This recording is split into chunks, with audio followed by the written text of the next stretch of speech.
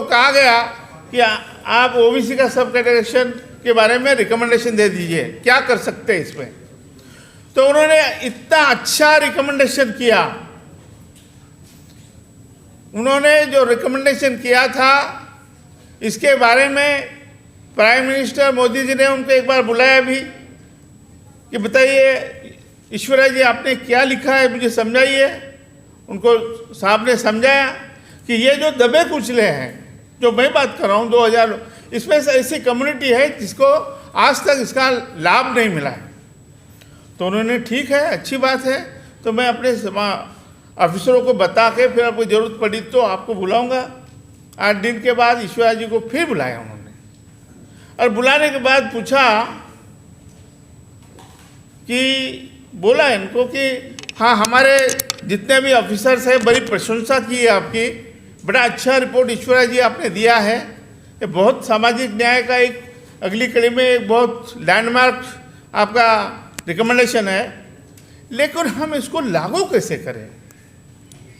जो उनकी बात मैं बोल रहा हूँ, उनके सामने बोल रहा हूँ, उन्होंने मोदी जी ने बताया कि इसके लागू कैसे करूँ, इसका कहीं बवाल नहीं है, इसका कोई आंदोलन नहीं है, इसकी कोई चर्चा नहीं है, इसका कोई डिस्कशन नहीं है।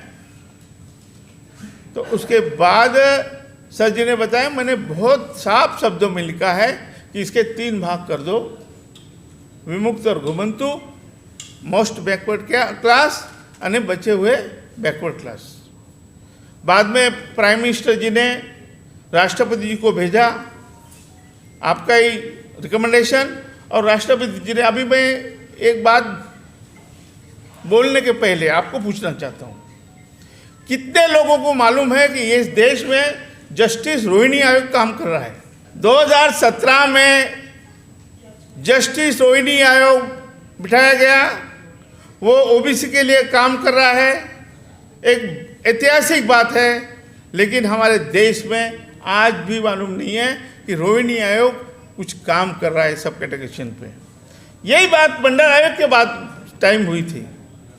मंडल आयोग के जो रिकमेंडेशन थे वो हमारे लोगों को भी समझ में नहीं आया कि ये हमारे लिए है।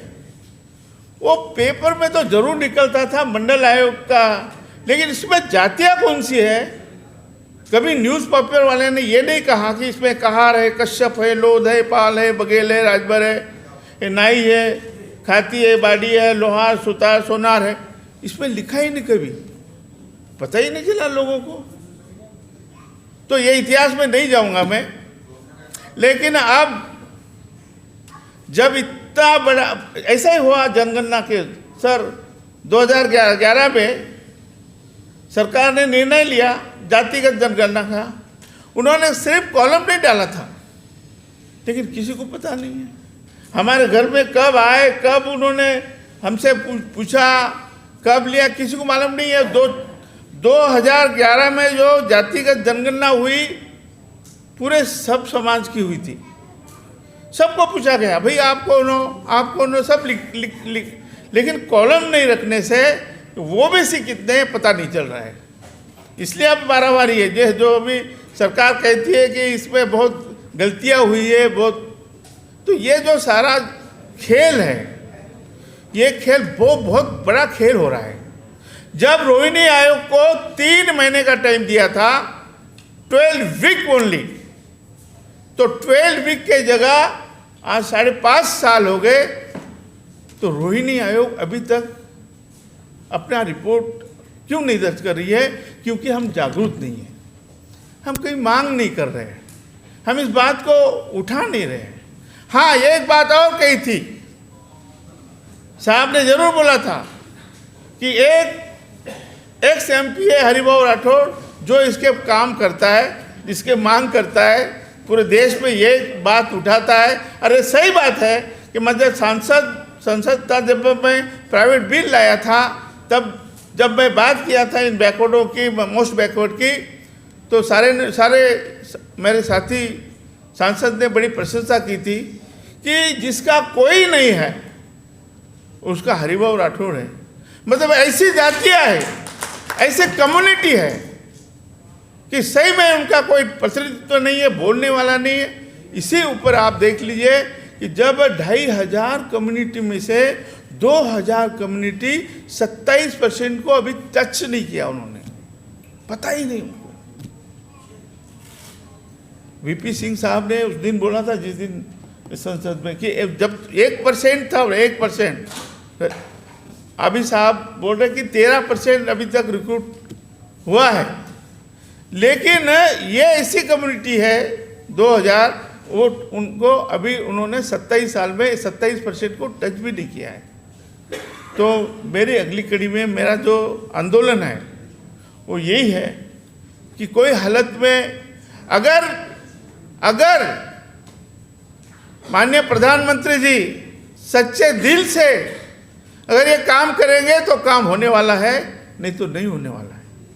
इसमें प्रधानमंत्री यही जो हैं सीधी की बात कर रहे हैं, ये सच्चे मन से कोई काम करते हैं तो नहीं, उन्होंने जब किया है, आप देखो गूगल में जाके आप देखिए, जस्टिस रोहिणी आयोग निकालिए, प्राइम मिनिस्टर जो ऑर्डर निकली थी उसमें साफ साफ लिखा है, जो राष्ट्रपति जी ने साइन करके रोहिणी आयोग बनाया, उसमें साफ साफ लिखा है कि देश में 27% का लाभ केवल गिनी चुनी जातियां उठा रही है, और जो दबे कुचले हैं उनको कुछ नहीं मिल रहा है। इसलिए हम ये आयोग बना रहे हैं, और आयोग ये काम करेगा जो जस्टिस ईश्वरराय जी ने किया है। मैं जस्टिस ईश्वरराय जी को वो मानता हूं, मैं अंबेडकर की जगह मानता हूं उनको, अंबेडकर की जगह, क्योंकि इतना बड़ा काम उन्होंने किया है। जिस दिन भी होगा ये काम, 2000 जाति जो कम्युनिटी जिसको कुछ नहीं मिला है, बहुत बड़ा काम होगा। मंडल कमीशन में मैं ऐसा ही हुआ था, एल.आर. नायक नाम के जो वहाँ सदस्य थे, उन्होंने यही लिखा था, मंडल जी आप 27% मत दीजिए, आप इसका 2 टुकड़े कीजिए, 12% और 15%, बैकवर्ड और मोस्ट बैकवर्ड। आप देखिए मंडल कमीशन रिपोर्ट को ये डिसेंट नोट लगा है। तो उन्होंने काफ़ी 1 महीना तक साइन नहीं किया, लेकिन बाद में बीपी मंडल जी ने कहा कि देखो नायक जी, आपको जो कहना है आप लिख दीजिए, हम उसको साथ में जोड़ देंगे। तो वो उन्होंने जो लिखा था कि बड़ी मछली छोटी मछली को निगल जाएगी, आप इसको 15% और 12% कर दीजिए। और लास्ट में ये लिखा था, वो बहुत जरूरी हो, रिपोर्ट में आज तक ऐसा रिपोर्ट नहीं बना होगा, लास्ट में ये लिखा था कि ये लोग, कौन से लोग, ये लोग जो सत्ताधीश है ये होने नहीं देंगे। विद इन द ओबीसी जो मजबूत है वो भी नहीं होने देंगे। आपको सजग रहना पड़ेगा, आपको बहुत सजग रहना पड़ेगा। उन्होंने लिखा था 20, 25, 30 साल पहले एल.आर. नायक ने लिखा था, 35 साल हो गए शायद, 80 में दिया था ना, 42 साल हो गए। 42 साल पहले एल.आर. नायक ने लिखा था, और उन्हीं की बात आज मैं मांग रहा हूँ और उन्हीं की बात कर रहा हूँ। आज भी सजग रहने की बहुत ज़रूरी है।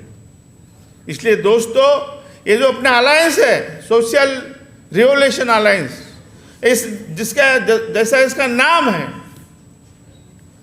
जैसा परिवर्तन लाना चाहते हैं हम जरूर परिवर्तन लाएंगे, क्योंकि इस देश का संविधान बड़ा मजबूत है।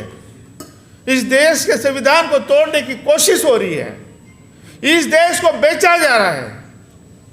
इसलिए हम 85% अगर एक होके लड़ेंगे तो जीतेंगे।